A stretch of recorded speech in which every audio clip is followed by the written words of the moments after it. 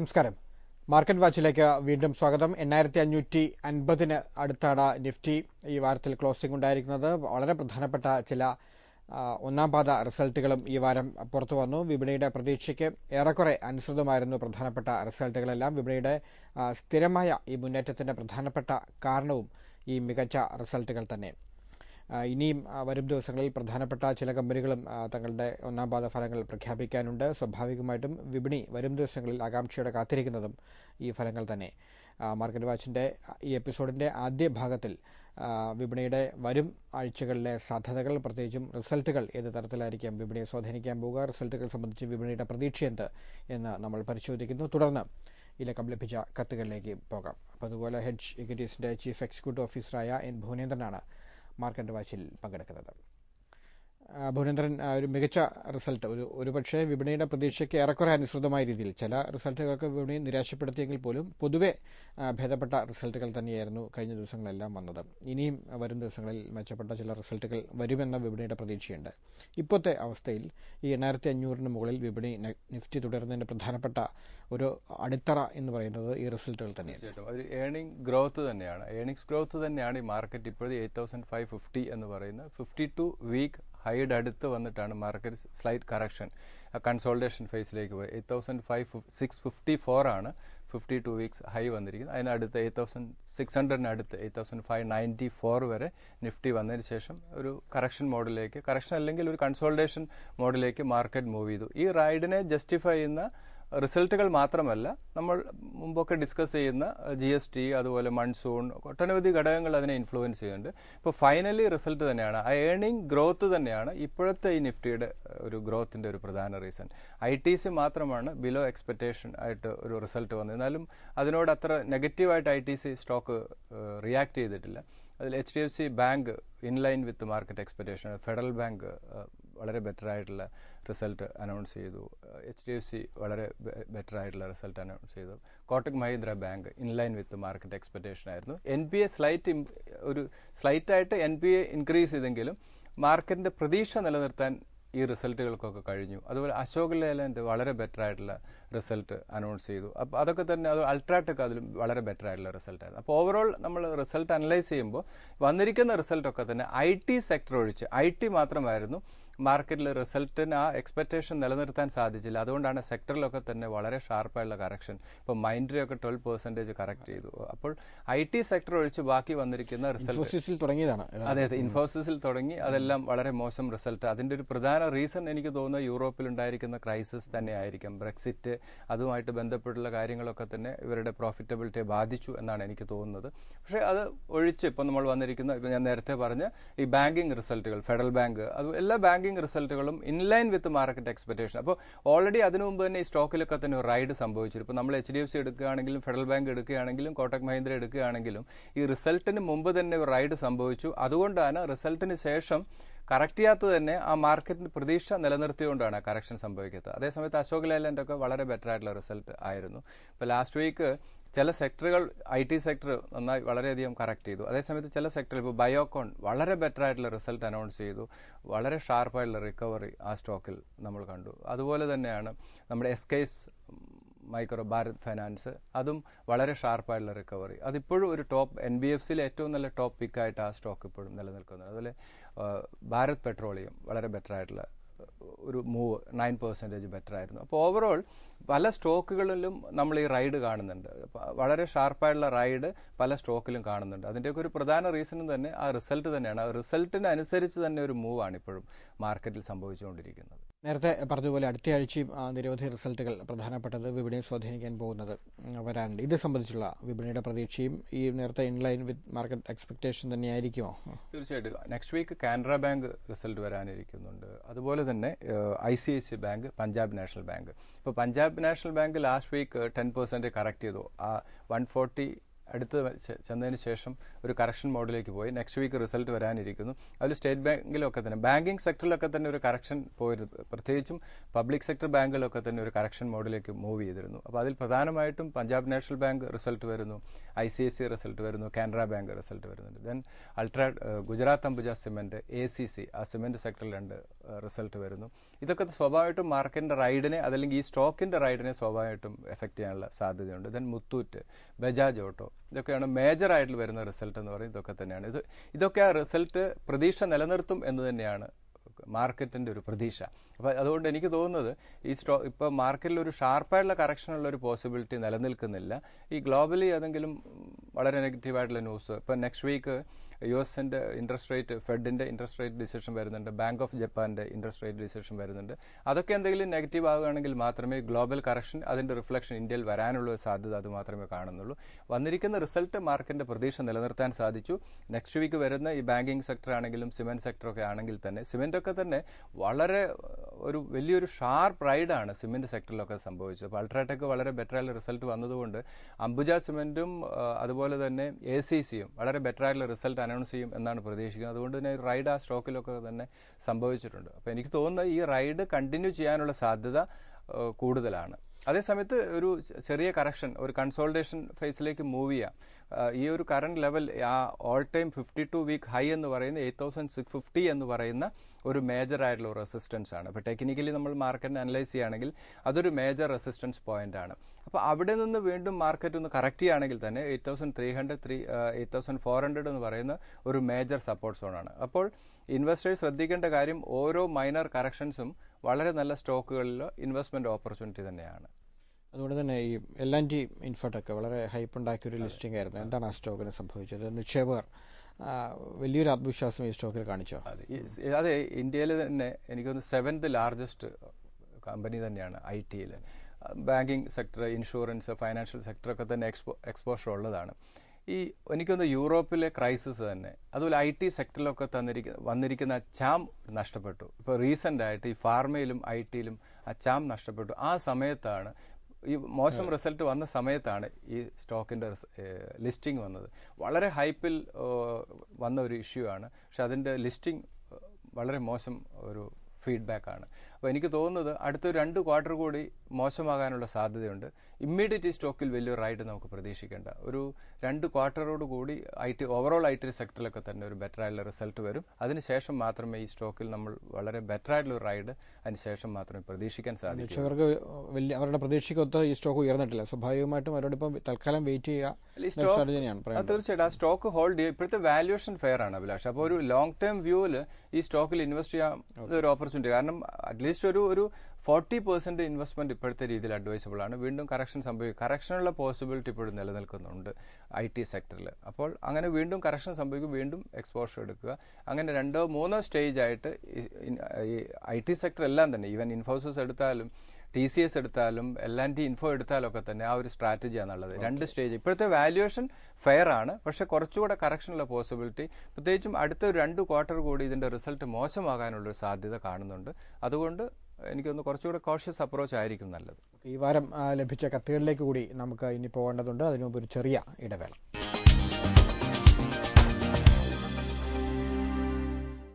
Market വാച്ചിലേക്ക് വീണ്ടും സ്വാഗതം. ഈ ആഴ്ച ലഭിച്ച കത്തുകളിലേക്ക് നമുക്ക് പോകാം. ശ്രീ വിപിൻ രാജിൻ്റെ മെയിലാണ് ഏറ്റവും ആദ്യം. ബഹ്റിൽ നിന്നും ആണ് വിപിൻ്റെ മെയിൽ വന്നിരിക്കുന്നത്. അദ്ദേഹത്തിന് അറിയേണ്ട സ്റ്റോക്കുകൾ: Ashok Leyland, Tata steel, BHEL, Havells, Dabur India and ആഡ്ല. ഇതിൽ അശോക് ലേലാൻഡ് വളരെ ബെറ്റർ ആയിട്ടുള്ള റിസൾട്ട് അനൗൺസ് ചെയ്തു. അതുകൊണ്ട് ഇപ്പോഴത്തെ മൊമെൻറ്റം പോസിറ്റീവാണ് ലോങ് ടേം വ്യൂവിൽ. ഇപ്പോൾ ലാസ്റ്റ് വീക്ക് ചെറിയ നെഗറ്റീവ് സോണിലേക്ക് സ്റ്റോക്ക് മൂവ് ചെയ്തിരുന്നു. എന്നാൽ വീണ്ടും മൊമെൻറ്റം പോസിറ്റീവാണ്, റിസൾട്ട് ബെറ്റർ ആണ്, സ്റ്റേ ഇൻവെസ്റ്റഡ് എന്നുള്ള സ്ട്രാറ്റജിയാണ് നല്ലത്. ഇപ്പോഴത്തെ 86 and 80 എനിക്കൊന്ന് ഈവൻ കറണ്ട് ലെവൽ പോലും ഈ സ്റ്റോക്കിൽ ഒരു ഇൻവെസ്റ്റ്മെൻറ്റ് അഡ്വൈസബിൾ ആണ്. ഈ റൈഡ് കണ്ടിന്യൂ ചെയ്യുകയാണെങ്കിൽ 108 and 120 2 ലെവൽ വരെ പോകാനുള്ള സാധ്യത കൂടുതലാണ്. 120 ആണ്, 118 to 120 എന്ന് പറയുന്ന മേജർ ആയിട്ടുള്ള ഒരു റെസിസ്റ്റൻസ് ആണ്.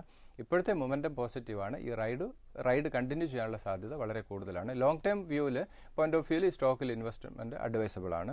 ദെൻ ടാറ്റ സ്റ്റീലാണ്. ടാറ്റ സ്റ്റീലും വലിയൊരു കറക്ഷന് ശേഷം ഈ സ്റ്റോക്കിലും ഒരു റൈഡ് സംഭവിച്ചു.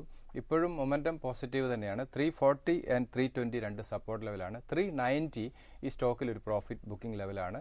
കാരണം ലോവർ ലെവൽ ഇൻവെസ്റ്റ് ചെയ്ത് ഈവൻ ലാസ്റ്റ് വീക്ക് 310 വരെ മൂവ് ചെയ്ത് 310 ബിലോ പോയിരുന്നു. അതിനുശേഷം വന്നിരിക്കുന്ന റൈഡാണ്. അപ്പോൾ 390 ലെവൽ ഒരു ഓവർ സപ്ലൈ സോണാണ്. ആ ലെവൽ വരുമ്പോൾ വീണ്ടും ഈ സ്റ്റോക്കിൽ ഒരു പ്രോഫിറ്റ് ബുക്ക് ചെയ്ത് റീ എൻട്രി ചെയ്യുന്ന സ്ട്രാറ്റജി ആയിരിക്കും നല്ലത്. കാരണം ന്യൂസുകൾ വീണ്ടും നിലനിൽക്കുന്നുണ്ട്. കാരണം യൂറോപ്പിൽ അവരുടെ സെല്ലിംഗ്, അപ്പോൾ അങ്ങനെ കുറച്ച് ന്യൂസുകൾ, നെഗറ്റീവായിട്ടുള്ള ന്യൂസും വീണ്ടും വരാനുള്ള സാധ്യത ഉള്ളതുകൊണ്ട് ഒരു കോഷ്യസ് അപ്രോച്ച് ആയിരിക്കും ടാറ്റ സ്റ്റീലിനെ സംബന്ധിച്ച് നല്ലത്. അതേസമയത്ത് ഈ സ്റ്റോക്കിൽ വീണ്ടും കറക്ഷൻ സംഭവിക്കുകയാണെങ്കിൽ ഇൻവെസ്റ്റ്മെൻറ്റ് ലോങ് ടൈം വ്യൂവിൽ അഡ്വൈസബിൾ ആണ് താനും. തന്നെ BHEL ആണ്. BHEL ഇപ്പോഴത്തെ രീതിയിൽ ചെറിയൊരു കറക്ഷൻ മോഡിലേക്ക് പോകാനുള്ള സാധ്യതയുണ്ട്. 130 ഒരു ഫസ്റ്റ് സ്റ്റേജ് എൻട്രി ലെവലായിട്ട് കൺസിഡർ ചെയ്യാം. ദെൻ 115 രണ്ട് സ്റ്റേജ് ആയിട്ട് ഈ സ്റ്റോക്കിൽ ഇൻവെസ്റ്റ്മെൻറ്റ് അഡ്വൈസബിൾ ആണ്. ലോങ് ടൈം വ്യൂവിൽ ഈ സ്റ്റോക്കിൽ ഇൻവെസ്റ്റ്മെൻറ്റ് അഡ്വൈസബിൾ തന്നെയാണ്. 150 ആണ് ഈ സ്റ്റോക്കിൽ ഇമ്മീഡിയറ്റ് ടാർഗറ്റ്. ദെൻ ഹാവൽസ് ആണ്.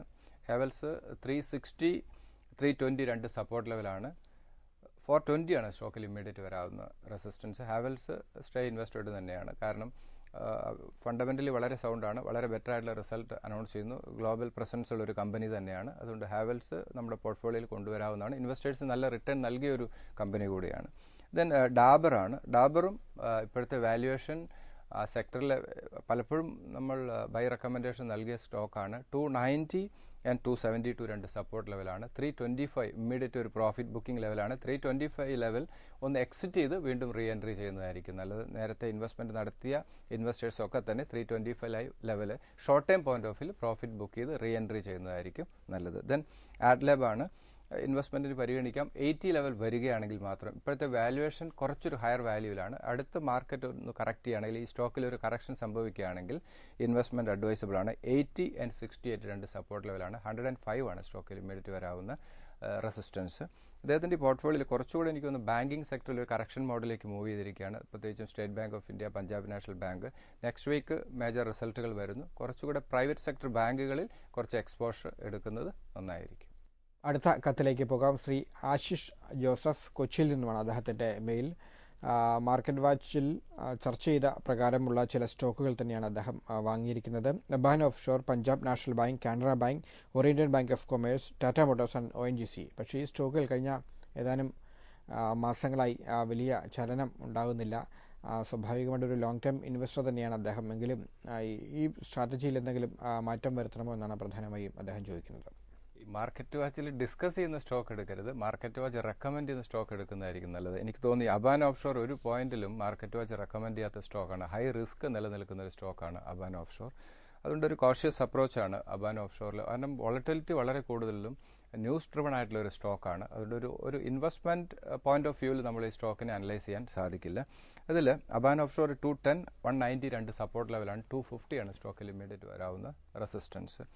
ദെൻ പഞ്ചാബ് നാഷണൽ ബാങ്ക് ആണ്. പഞ്ചാബ് നാഷണൽ ബാങ്ക് വലിയൊരു റൈഡിന് ശേഷം, വളരെ ഷാർപ്പായിട്ടുള്ള റൈഡിന് ശേഷം ഓൾമോസ്റ്റ് 100% റീസെൻറ്റ് ലോയിൽ നിന്നും 100% റൈഡ് ഈ സ്റ്റോക്കിൽ സംഭവിച്ചു. അതിൻ്റെ കൺസോൾട്ടേഷൻ ഫേസിലേക്ക് ഈ സ്റ്റോക്ക് മൂവ് ചെയ്തുകൊണ്ടിരിക്കുകയാണ്.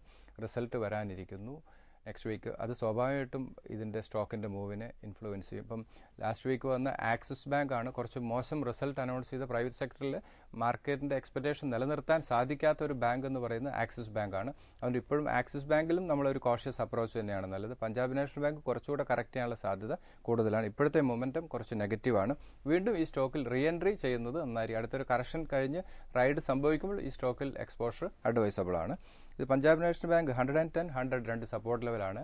വലിയൊരു ഷാർപ്പ് കറക്ഷൻ സംഭവിച്ചെങ്കിൽ മാത്രമേ 100 ലെവൽ പോകാൻ സാധ്യതയുള്ളൂ. ഇമ്മീഡിയറ്റ് ഒരു സ്ട്രോങ് സപ്പോർട്ട് സോണായിട്ട് 110 ഹോൾഡ് ചെയ്യുന്നു.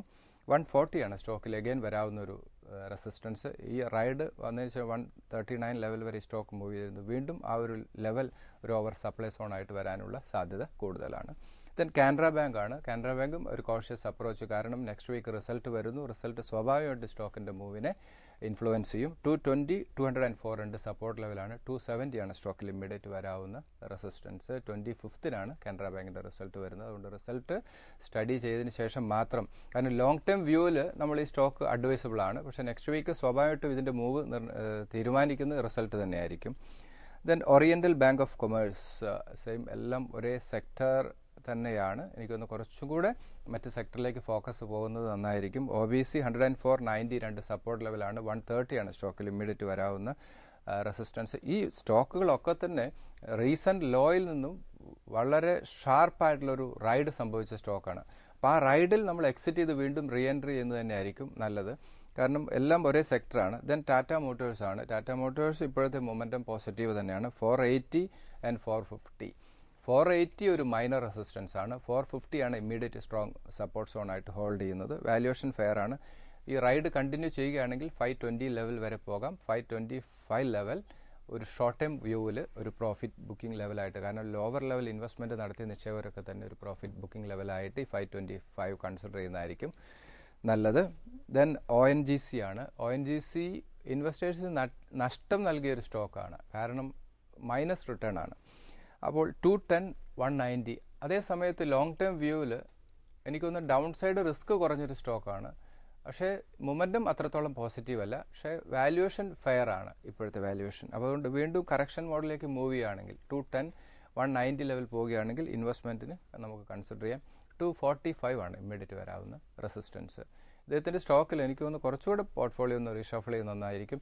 മാർക്കറ്റ് വാച്ചിൽ റെക്കമെൻഡ് ചെയ്യുന്ന സ്റ്റോക്കിലേക്ക് നമ്മുടെ ഫോക്കസ് പോകുന്നതും അതോടൊപ്പം തന്നെ അതിൻ്റെ വാല്യുവേഷൻ, ഈ സ്റ്റോക്ക് ഇൻവെസ്റ്റ് ചെയ്യുമ്പോൾ നമ്മൾ അതിൻ്റെ വാല്യുവേഷൻ കൂടെ ഒന്ന് കൺസിഡർ ചെയ്യുന്നത് നന്നായിരിക്കും. മാർക്കറ്റ് വാച്ചിൽ ഒരു ഇടവേള കൂടി.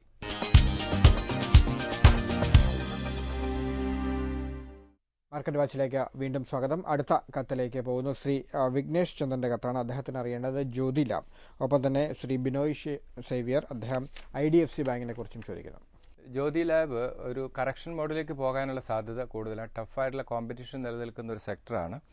280 and 250 രണ്ട് സപ്പോർട്ട് ലെവലാണ്. 320 ആണ് സ്റ്റോക്കിൽ ഇമ്മീഡിയറ്റ് റെസിസ്റ്റൻസ്. ദെൻ IDFC ഇപ്പോഴത്തെ വാല്യുവേഷൻ ഫെയർ തന്നെയാണ്. റൈഡിനുള്ള പോസിബിലിറ്റി ഉണ്ട്. വാല്യുവേഷൻ ഫെയർ ആണ്. 48 and 42 രണ്ട് സപ്പോർട്ട് ലെവലാണ്. ഇപ്പോഴത്തെ ഒരു കറക്ഷൻ മോഡിലേക്ക് പോവുകയാണെങ്കിൽ മാത്രം ഇൻവെസ്റ്റ്മെൻറ്റിന് പരിഗണിക്കുക. 60 ആണ് സ്റ്റോക്കിൽ ഇമ്മീഡിയറ്റ് വരാവുന്ന ഒരു ടാർഗറ്റ്. ഈ റൈഡ് കണ്ടിന്യൂ ചെയ്യുകയാണെങ്കിൽ 60 ലെവൽ വരെ പോകാനുള്ള സ്ട്രെങ്ത് IDFCക്ക് ഉണ്ട്. അപ്പോൾ ഈ രണ്ട് സ്റ്റോക്കും ഫണ്ടമെൻ്റലി ആവറേജ് ഫണ്ടമെൻ്റലി സപ്പോർട്ട് ചെയ്യുന്നു. ഇൻവെസ്റ്റ്മെൻറ്റിന് അഡ്വൈസബിൾ ആണ്. അടുത്ത കത്തിലേക്ക് പോകുന്നു. ഭാഗ്യലക്ഷ്മിയുടെ മെയിലാണ്. BHEL, Cadila, FCEL, federal bank, HCL, L&T finance, ONGC, Reliance industries, state bank of India, Tata Motors, Tata steel എന്നീ സ്റ്റോക്കുകളെ കുറിച്ചാണ് ഭാഗ്യലക്ഷ്മി ചോദിച്ചിരിക്കുന്നത്. ചില സ്റ്റോക്കുകൾ നമ്മുടെ ഈ എപ്പിസോഡിൽ തന്നെ ചർച്ച ചെയ്തതാണ്. അതിലില്ലാത്ത പട്ടികയിൽപ്പെടുന്ന ഓഹരികളെ കുറിച്ച് ചർച്ച ചെയ്യാം. ഇതിൽ കാഡില ഫണ്ടമെൻ്റലി സൗണ്ടാണ്. 350 and 325 രണ്ട് സപ്പോർട്ട് ലെവലാണ്. 400 ആണ് സ്റ്റോക്കിൽ ഇമ്മീഡിയറ്റ് വരാവുന്ന റെസിസ്റ്റൻസ്. വാല്യുവേഷൻ ഫെയർ ആണ്. ലോങ് ടേം വ്യൂവിൽ ഇൻവെസ്റ്റ്മെൻറ്റിന് സ്റ്റോക്ക് കൺസിഡർ ചെയ്യാം. ദെൻ FCEL ആണ്. വാല്യുവേഷൻ ഫെയർ ആണ്. 20 and 17 രണ്ട് സപ്പോർട്ട് ലെവൽ. 26 ആണ് സ്റ്റോക്കിൽ ഇമ്മീഡിയറ്റ് വരാവുന്ന റെസിസ്റ്റൻസ്. ലോങ് ടൈം വ്യൂവിൽ ഈ സ്റ്റോക്ക് ഒരു ഇൻവെസ്റ്റ്മെൻറ്റ് ടൂൾ തന്നെയാണ്. ദെൻ ഫെഡറൽ ബാങ്ക് ആണ്. ഫെഡറൽ ബാങ്ക് റിസൾട്ട് വന്നു. ഇൻലൈൻ വിത്ത് മാർക്കറ്റ് എക്സ്പെക്റ്റേഷൻ ആയിരുന്നു.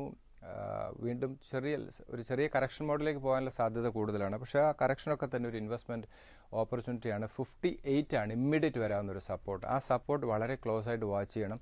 ആ സപ്പോർട്ട് ബ്രേക്ക് ചെയ്യുകയും ഓവറോൾ മാർക്കറ്റ് മൊമെൻറ്റം നെഗറ്റീവ് ആവുകയാണെന്ന് വെച്ചാൽ വീണ്ടും ഒരു ഡൗൺ സൈഡിലേക്ക് സ്റ്റോക്ക് പോകാനുള്ള സാധ്യതയുണ്ട്. അപ്പോൾ 58 വളരെ ക്ലോസ് ആയിട്ട് തന്നെ വാച്ച് ചെയ്യുക. ലോങ് ടൈം വ്യൂവിൽ ഇൻവെസ്റ്റ്മെൻറ്റിന് സ്റ്റോക്ക് ഫെഡറൽ ബാങ്ക് അഡ്വൈസബിൾ ആണ്. 66 ആണ് സ്റ്റോക്കിൽ ഇമ്മീഡിയറ്റ് വരാവുന്ന ഒരു major resistance. Then HCL tech ആണ്. ഈ സെക്ടർ ഓവറോൾ ഒരു നെഗറ്റീവ് സോണിലാണ് മൂവ് ചെയ്യുന്നത്. അപ്പോൾ കുറച്ചുകൂടെ കറക്ഷൻ മോഡിലേക്ക് പോകാൻ സാധ്യതയുണ്ട്. 700 and 670 രണ്ട് സപ്പോർട്ട് ലെവലാണ്. 780 ആണ് സ്റ്റോക്കിൽ ഇമ്മീഡിയറ്റ് വരാവുന്ന റെസിസ്റ്റൻസ്. ദെൻ L&T ഫൈനാൻസ് ആണ്. റിസൾട്ട് വന്നു. ബെറ്റർ ആയിട്ടുള്ള റിസൾട്ടാണ്. സ്റ്റോക്കിൽ ഒരു ചെറിയ റൈഡ് നമ്മൾ കണ്ടു. ലോങ് ടേം വ്യൂവിൽ ഈ സ്റ്റോക്ക് ഇൻവെസ്റ്റ്മെൻറ്റിന് ഒരു ഈ NBFCകൾക്കൊക്കെ തന്നെ ഒരു വലിയൊരു നല്ല സമയമാണെന്നാണ് തോന്നുന്നത്. ആ സ്റ്റോക്കിലൊക്കെ തന്നെ നമ്മൾ വലിയൊരു റൈഡ് കാണുന്നുണ്ട്. അതുകൊണ്ട് ഇതും വാല്യുവേഷൻ വളരെ ഫെയർ ആണ്. L&T ഫൈനാൻസ് ഇൻവെസ്റ്റ്മെൻറ്റിന് പരിഗണിക്കാം.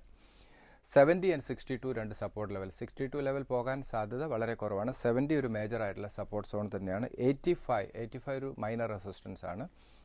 ദെൻ റിലയൻസ് ആണ്. റിലയൻസ് ബെറ്റർ ആയിട്ടുള്ള റിസൾട്ട് വന്നു. എനിക്ക് തോന്നുന്നു ഈ റൈഡിൽ പാർട്ടിസിപ്പേറ്റ് ചെയ്യാത്തൊരു സ്റ്റോക്കാണ്. റിലയൻസ് ലോങ് ടേം വ്യൂവിൽ എനിക്കൊന്ന് പോർട്ട്ഫോളിയോയിൽ കൊണ്ടുവരാവുന്ന ഒരു സ്റ്റോക്ക് തന്നെയാണ്. 960 and 920 രണ്ട് സപ്പോർട്ട് ലെവലാണ്. 1060 ഈ സ്റ്റോക്കിലൊരു മൈനർ റെസിസ്റ്റൻസ് ഉണ്ട്. ഇപ്പോഴത്തെ കറണ്ട് വാല്യുവേഷൻ പോലും ഫെയർ തന്നെയാണ് റിലയൻസ് ഇൻഡസ്ട്രീസിൽ. Then state bank of India റൈഡിന് ശേഷം ഈ കറക്ഷൻ മോഡിലേക്ക് ഈ സ്റ്റോക്ക് മൂവ് ചെയ്തു. വീണ്ടും കുറച്ചുകൂടെ കറക്ഷനിലുള്ള ഒരു സാധ്യത നിലനിൽക്കുന്നുണ്ട്. 210 ഒരു ഇമ്മീഡിയറ്റ് മേജറായിട്ടുള്ളൊരു സപ്പോർട്ട് ലെവലാണ്. ദെൻ 190 പോകാനുള്ള സാധ്യത. റിസൾട്ട് മോശമാവുകയാണെങ്കിൽ മാത്രമേ ആ ലെവൽ പോകാൻ സാധ്യതയുള്ളൂ. എല്ലാ എപ്പിസോഡിലും പലപ്പോഴും ഇൻവെസ്റ്റേഴ്സ് ക്വസ്റ്റ്യനിൽ വരുന്ന ഒരു സ്റ്റോക്ക് തന്നെയാണ് സ്റ്റേറ്റ് ബാങ്ക് ഓഫ് ഇന്ത്യ. റൈഡിന് ശേഷം ഈ സ്റ്റോക്കിൽ ഒരു കറക്ഷൻ നേരിട്ടു. 240 തന്നെയാണ് സ്റ്റേറ്റ് ബാങ്കിൽ ഇമ്മീഡിയറ്റ് വരാവുന്ന ഒരു റെസിസ്റ്റൻസ്. ഇദ്ദേഹത്തിൻ്റെ പോർട്ട്ഫോളിയോ എല്ലാം തന്നെ വളരെ നല്ല സ്റ്റോക്കാണ്. ഇതിൽ IT സെക്ടർ മാത്രമാണ് കുറച്ച് നെഗറ്റീവ് സോണിൽ ഇപ്പോഴും മൂവ് ചെയ്യുന്നത്. പക്ഷേ ആ നെഗറ്റീവ് എന്ന് പറയുന്നത് ഇപ്പോഴത്തെ വാല്യുവേഷൻ IT-യിൽ ഒരു ഫെയർ ആയിട്ട് തന്നെയാണ് മൂവ് ചെയ്യുന്നത്. കറണ്ട് ലെവലിന് ഒരു 5 to 8% കറക്ഷനുള്ള possibility overall market moment sentiment negative ആകുകയാണെങ്കിൽ അതിനുള്ള സാധ്യതയുണ്ട്. എന്നാൽ ഇപ്പോഴത്തെ വാല്യൂഷൻ നല്ലൊരു കറക്ഷൻ കഴിഞ്ഞ് നിൽക്കുന്നു. വാല്യൂഷൻ ഫെയർ വാല്യൂവിലാണ് സ്റ്റോക്ക് മൂവ് ചെയ്യുന്നത്, IT സെക്ടറൊക്കെ തന്നെ. മാർക്കറ്റ് വാച്ചിന്റെ ഈ ലക്കം ഇവിടെ അവസാനിക്കുന്നു. വിപണി സംബന്ധിച്ച നിങ്ങളുടെ സംശയങ്ങൾ തുടർന്നും എഴുതി അറിയിക്കുക. investment@asiannews.in എന്ന ഇമെയിൽ വിലാസത്തിൽ അയയ്ക്കുക. ഹെഡ്ജ് ഇക്വിറ്റീസിന്റെ chief executive officer N Bhuvanendran ആണ് മാർക്കറ്റ് വാച്ചിലൂടെ നിങ്ങളുടെ സംശയങ്ങൾക്ക് മറുപടി നൽകുന്നത്. മാർക്കറ്റ് വാച്ചിനി അടുത്തയാഴ്ച ഇതേ ദിവസം ഇതേ സമയം. നമസ്കാരം.